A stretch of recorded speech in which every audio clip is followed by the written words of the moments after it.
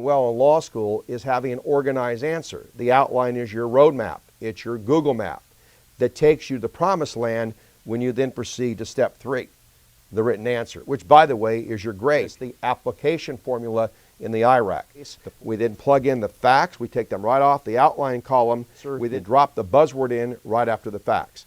It's that attack plan that you can use for every single exam in law school that will allow you to spot more issues in your competition, which will increase your grade on the bell curve.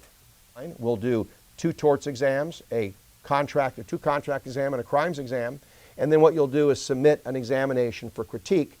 Once we critique that, you can submit 2 more practice exams. Once you get that feedback, compared to the model answer, the light bulb will come on and you will learn how to write the right way.